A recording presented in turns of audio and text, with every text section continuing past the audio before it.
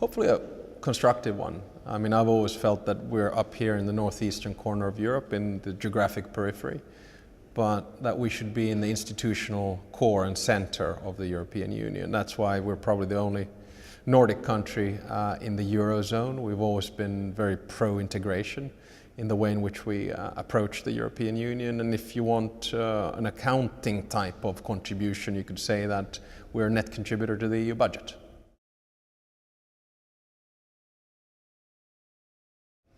I don't know. I mean, it's always trying to find a balance, and in many ways it is a bit strange. And right now it seems that we're not even focusing on making policy, but we're focusing on creating and inciting hate and fear. I mean, a lot of politicians nowadays use, in many ways, I would call vulgar or offensive rhetoric towards others, whether it's competitors in politics or whether it's other countries, other nationalities, even other races, to be honest.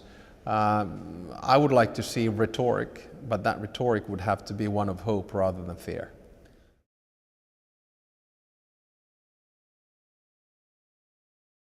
I'm not always sure. I mean, in this particular case, from what I have heard, Jeremy Hunt has regretted what he said and has even been distraught. Again, this is pure hearsay.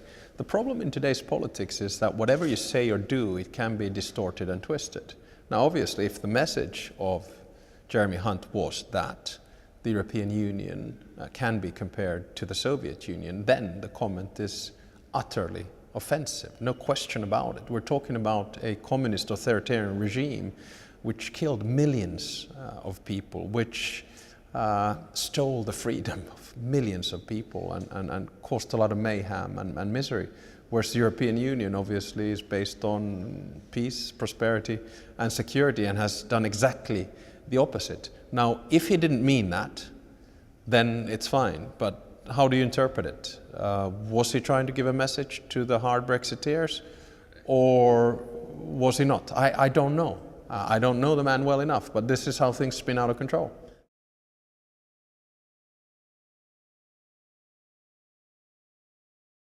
Well, we should go back to Aristotle. I thought he said nothing in excess except moderation. And I wish we could come back to moderate politics in one way or another.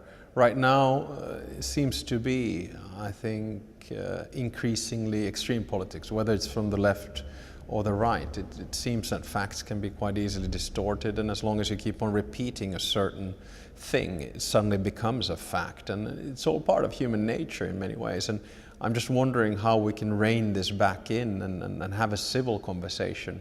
At the end of the day, for me, it's about emotional intelligence and the way in which human beings act and interact with each other.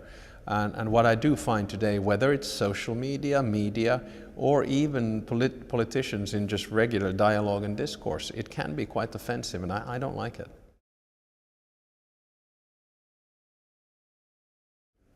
Brexit and Trump probably created the biggest emotional connection with Europe that we've seen in the past decades. I mean, a lot of people in the UK, millions actually, went out on the streets to defend the European ideal. Millions of people around the world have created an emotional attachment to what Donald Trump has been doing, and suddenly are seeing that, wow, you know, we don't want that to happen. I used to be very much against the whole idea of bringing the union closer to citizens, and I probably still am, because I don't think anyone wants to be close to the union, but we have to be a little bit more emotional than rational about Europe. And I think throughout history we've always just tried to make the commonsensical arguments of the 4 freedoms of the internal market, but it doesn't always work. You need to have a little bit of emotion in the game as well, without going overboard.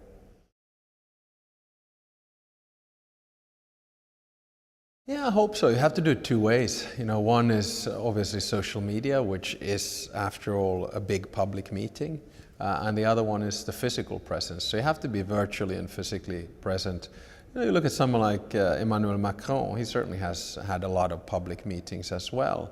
Am I a big fan of rallying around the politician in big speeches? There are moments when I think that's good. But we shouldn't go overboard either, because at the end of the day, a lot of times speeches are also about inciting emotion. And that emotion can be skewed in a good direction or in a bad direction.